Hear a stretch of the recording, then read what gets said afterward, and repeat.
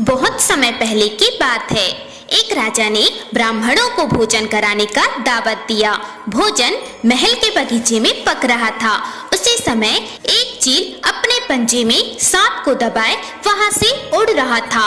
सांप ने अपने आत्मरक्षा में चील को मारने के लिए अपने फन से जहर निकाला। सांप के द्वारा निकाले जहर की कुछ बूंदें बगीचे में पक रहे खाने में जा गिरा। इस बात की जानकारी किसी को नहीं हुई। खाना पककर तैयार हो गया। उस जहरीले खाने को खाकर ब्राह्मणों की मौत हो गई। राजा को इस बात का पता चला तो उसे बहुत दुख हुआ। राजा ब्राह्मण हत्या के लिए खुद को जिम्मेदार समझ रहा था। ब्राह्मण हत्या का दोष किसे दिया जाए, इस प्रश्न को लेकर यमराज सहित सभी असमंजस्य की स्थिति में थे। इस पाप कर्म का फल किसके खाते में जाना चाहिए? राजा, जिसको पता ही नहीं था कि खाना जहरीला कैसे हो गया।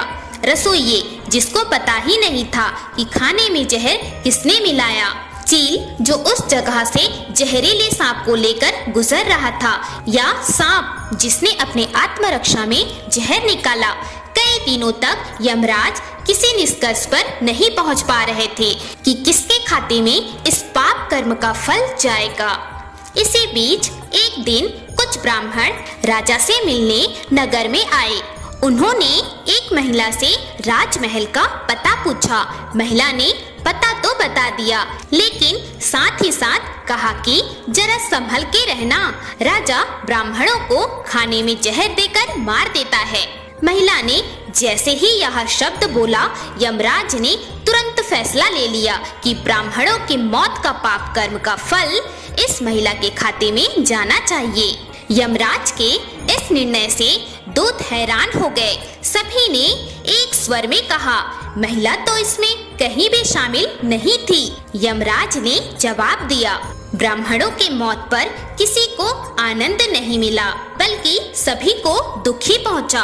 परंतु इस घटना की चर्चा करते वक्त उस महिला में आनंद का भाव दिखा, इसलिए राजा के अनजाने पाप कर्म का फल इस महिला को मिलना चाहिए।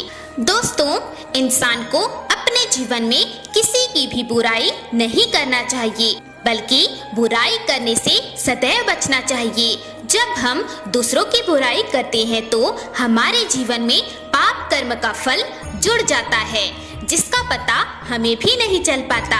इसलिए सदैव बुराई करने से बचना चाहिए। हर हर महादेव।